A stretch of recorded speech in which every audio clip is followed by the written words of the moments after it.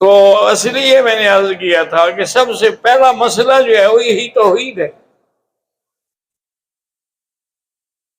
اب مشرکین مکہ نے حضور سے کہا صف لنا ربک، کہ محمد مصطفیٰ صلی اللہ علیہ وسلم اپنے رب کی ہمارے سامنے صفت بیان کرے، من ذہب او من فضت او من نحاس او من طین، کیا وہ سونے کا ہے، چاندی کا ہے، مٹی کا ہے، کیسے ہے؟ اللہ نے ان کے جواب میں یہ سورت اتاری کہ کہہ دو قل هو اللہ احد، میرا خدا ایک ہے، اس کی ذات اتنی بڑی ہے کہ وہ واحد بھی ہے احد بھی ہے۔ لیکن امام غزالی لکھتے ہیں کہ اگر تم نے احد کی چاشنی چکھنی ہو تو پھر بلال کی طرف دیکھو، کہ حضرت بلال ہیں، امیہ کے غلام ہیں، امیہ نیچے ان کے تپتی ہوئی ریت بچھاتا تھا آگ کی طرح، اور سینے پہ پتھر رکھ دیتا تھا، اور کبھی کبھی کھجور کے سوئے نکال کے وہ بھی چبوتا تھا، اور کہتا تھا اترک اسم احد، کہ احد کا نام لینا چھوڑ دو۔ لیکن حضرت بلال زور زور سے وجد میں آ جاتے، احد احد احد۔ ایک دن آپ کی بوڑھی ماں آئی اور آگے کہنے لگی کہ بلال میں بھی مسلمان ہوں، لیکن میں نے اپنا اسلام چھپایا ہوا ہے کہ یہ ظالم ہمیں جینے نہیں دیں گے، آپ بھی ایسا کرو کہ رہو مسلمان، لیکن ظاہری طور پر اگر کوئی آدمی مجبور ہو تو مجبور ہو کے بھی کلمہ ان کی بات مان لیں تاکہ تم اس عذاب سے بچ جاؤ۔ حضرت بلال ہنسے اور کہا ماں آج مجھے پتہ لگ گیا کہ امیہ ہار گیا ہے اور بلال جیت گیا۔ اور لیکن کیسے؟ اس نے کہا اگر وہ جیت نہ جاتا تو میری ماں کو سفارشی لاتا، میری ماں کو جو لے کے آیا ہے تو مانا یہ ہے کہ اس کی طاقت اب جواب دیتی جا رہی ہے۔ اس کو کہہ دیں کہ ادھر آؤ ظالم ہنر آزمائیں، تو تیر آزما ہم جگر آزمائیں، تم جتنا ستم کر سکتے ہو کیے جاؤ، لیکن میں احد احد احد اس کا غلام ہوں، میں نہیں چھوڑوں گا۔ حضرت ابو بکر صدیق رضی اللہ تعالیٰ عنہ گزرے تو دیکھا کہ امیہ ظلم کر رہا ہے اور بلال احد احد کے نعرے لگا رہا ہے۔ حضرت صدیق نے فرمایا امیہ کیوں ظلم کر رہے ہو، تم اس کو بیچ دو۔ اس نے کہا خریدو گے؟ انہوں نے کہا ہاں میں خریدوں گا۔ کیا قیمت ہے؟ اس نے کہا ایک تو تمہارا جو فلاں غلام ہے نا، بڑا اچھا غلام تھا وہ دے دو، اور 40 اوقیہ چاندی بھی دو، پھر میں بلال کو آزاد کروں گا۔ انہوں نے فرمایا مجھے سودا منظور ہے۔ فوراً غلام کو بلایا، اس کے حوالے کیا، اور 40 اوقیہ چاندی منگوائی، اس کے حوالے کی، اور بلال آزاد ہو گیا۔ تو امیہ ہنسنے لگا کہ میں تو سمجھتا تھا کہ حضرت صدیق بڑا عقل والا تاجر ہے، اس کو تو کوئی عقل ہی نہیں ہے، کیسا سودا کیا ہے گھاٹے کا، کہ اچھے سے اچھا غلام بھی مجھے دے دیا، پیسے بھی دے دی، اور ایک پاگل کو لے کے جا رہا ہے۔ حضرت صدیق کھڑے ہو گئے، اس نے کہا امیہ تمہیں اس کالے کی قدر کا پتہ نہیں ہے، اس کی قدر پوچھنی ہے تو میرے مدنی سے پوچھیں کہ آپ نے فرمایا تھا کہ بلال میں جب معراج کی رات جنت میں گیا تو انی سمیت و خشخشت کا، تمہارے چلنے کی وہاں آواز آ رہی، تم مجھ سے پہلے پہنچے ہوئے تھے۔ یہ تو وہ بندہ ہے، تم اس کی قیمت ادا کر سکتے ہو۔ حضرت بلال کو لے کے آئے حضور کی خدمت میں، کہا حضور میں نے خریدا ہے اور میں اس کو آزاد کرتا ہوں، اور اب یہ آپ کی غلامی میں رہے گا۔ حضرت بلال آزاد ہو گئے۔ اب حضور نے بھی ان کو سارا کام سپرد کر دیا، سودا لانا ہے، کہیں سے کوئی چیز منگوانی ہے، لیتے رہے۔ ایک دن حضور بیٹھے ہیں کہ بلال روتا ہوا آ گیا۔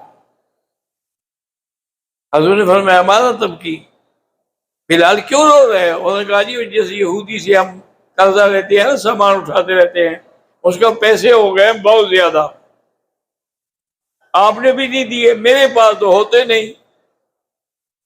تو آج مجھے اس نے بازار میں پکڑ لیا اور کہا کہ بلال دیکھو، تمہیں میں 3 دن کی مہلت دیتا ہوں، اگر 3 دن میں تم نے ہمارا قرضہ ادا نہ کیا تو میں پھر تمہارے گلے میں رسی ڈال کے بازار میں کھڑے ہو کے بیچ دوں گا اور پھر تمہیں غلام بناؤں گا۔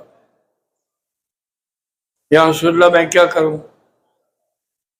حضور نے فرمایا اچھا بلال یہ بتاؤ تم نے کیا سوچا؟ پھر اس نے کہا حضور میں نے یہ سوچا ہے کہ میں کہیں پہاڑوں میں چھپ جاتا ہوں، جب اللہ آپ کے پاس کچھ بھیجیں گے اور آپ قرضہ ادا کر دیں گے تو میں واپس آ جاؤں گا، نہ میں ہوں گا نہ مجھے پکڑ سکے گا یہ۔ حضور مسکرائے، فرمایا نہیں نہیں، تم پہاڑوں میں نہ چھپو، اللہ تبارک و تعالیٰ کی ذات جو ہے مشکل کشا ہے، وَمَن يَتَوَكَّلْ عَلَى اللَّهِ وَهُوَ حَسْبُهُ، جو اللہ پہ بھروسہ کرتے ہیں اللہ ان کے لیے کافی ہے۔ تو حضرت بلال کہتے ہیں کہ صبح کی اذان کے لیے میں آ رہا تھا تو میں نے دیکھا کہ 2 اونٹنیاں مال سے لدی ہوئی بیٹھی ہیں، حضور بھی ساتھ کھڑے ہیں۔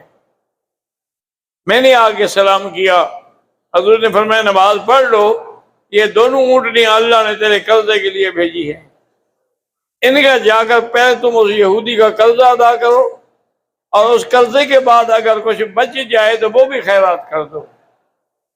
تو حضرت بلال رضی اللہ تعالیٰ عنہ بڑے خوش ہو گئے کہ اللہ تبارک و تعالی نے مجھے ایک یہودی کے آگے شرمندہ ہونے سے بچا لیا ہے۔ اس لیے ہمیشہ یاد رکھیں کہ اللہ کی توحید کا جو نعرہ ہے، اللہ کے بارے میں قرآن میں 2 لفظ ہے، الہکم الہ واحد، واحد بھی آیا ہے لیکن سب سے اہم لفظ جو ہے وہ احد ہے، کیونکہ احد کی تجزی نہیں ہوتی، تقسیم نہیں ہو سکتا۔ یعنی آپ سے کوئی پوچھے بھی گھر میں کوئی، آپ کہیں معافی احد، مانا ہے کوئی نہیں۔ اب احد کے بعد نہ آگے کوئی اور لگ سکتا ہے نہ پیچھے اس کے کوئی لگ سکتا ہے، اس لیے اللہ تبارک و تعالیٰ کی صفت بھی یہی ہے کہ قل هو اللہ احد اللہ الصمد لم یلد ولم یولد۔ اور بعض علماء نے فرمایا کہ احد کا ترجمہ ہی یہ ہے جو آگے اللہ نے خود قرآن میں کیا ہے، کیونکہ القرآن یفسر بعضہ بعضا، قرآن اپنی تفسیر خود کرتا ہے کہ ایک آیت پہلے ہوگی بعد والی آیت اس کی تفسیر ہوگی۔ تو اللہ نے فرمایا کہ وہ احد جو ہے وہ صمد ہے۔ صمد کا معنی ہم اور اردو میں جو پڑھتے ہیں وہ کہتے ہیں بے نیاز، لیکن حضرت ابن عباس فرماتے تھے کہ صمد کا معنی یہ ہے کہ الذی یقصد فی الحوائج کلھا، ہر کام کے لیے دنیا جس کے پاس محتاج ہو اور وہ کسی کا محتاج نہ ہو، اس کو صمد کہتے ہیں۔ اور دوسری صفت اس کی کیا ہے؟ لد یلد ولم یولد۔ تو اللہ کی شان یہ ہے کہ نہ جینا ہے نہ کسی کو جینا ہے نہ جینا گیا ہے۔ تو آپ دیکھیں اللہ کے نبی کو جو ہمارے سامری، ہمارے مشرک خدا بناتے ہیں، وہ نبی تو پیدا ہوا ہے، حضور صلی اللہ علیہ وسلم تو آمنہ کے لال ہیں، آپ عبداللہ کے بیٹے ہیں۔ اللہ کی تو صفت یہ ہے کہ وہ پیدا نہیں ہوا، حضور صلی اللہ کی صفت ہے کہ اس کی کوئی اولاد نہیں ہے۔ حضور کی تو اولاد ہے، 4 بیٹیاں ہیں، 3 بیٹے تھے جو فوت ہو گئے، تو اولاد ہے آپ کی، اور آپ کے 11 نکاح ہیں، 11 ازواج مطہرات بیویاں ہیں، تو وہ اس کو کیسے تم خدا بنا سکتے ہو؟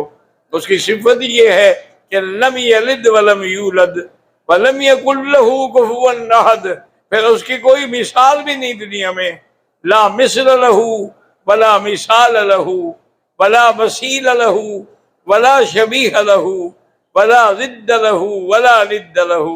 تو اللہ تبارک و تعالی آپ کو بھی اور ہمیں بھی توحید پر ثابت قدم رکھے اور توحید پر استقامت نصیب فرمائے۔ یاد رکھیں 3 مرتبے ہوتے ہیں، ایک ہوتا ہے انابت کا، وَأَنِيبُوا إِلَىٰ رَبِّكُمْ، اور ایک ہوتا ہے استقامت کا، ان الذین قالوا ربنا اللہ ثم استقاموا، استقامت۔ اور تیسرا سب سے بڑا درجہ ہوتا ہے کہ ربطنا علی قلبہا، کہ ہم نے موسیٰ علیہ السلام کی اماں کے دل کو قابو کر لیا، مطلب بتا دیتی بیچاری ڈر کے مارے کہ میرے گھر میں بچہ پیدا ہوا ہے۔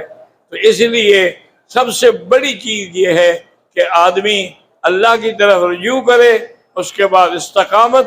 ان الذین قالوا ربنا اللہ ثم استقاموا تتنزل علیہم الملائکہ الا تخافوا ولا تحزنوا وابشروا بالجنة التي كنتم توعدون نحن اولیاؤکم فی الحیاة الدنیا وفی الآخرہ ولکم فیہا ما تشتہی انفسکم ولکم فیہا ما تدعون نزلا من غفور الرحیم ومن احسن قولا ممن دعا الى اللہ وعمل صالحا وقال اننی من المسلمین. تو اللہ تبارک و تعالی آپ کو ہمیں استقامت نصیب فرمائے اور دین پہ قائم رکھے اور انجام بخیر ہو، خاتمہ ایمان پہ ہو.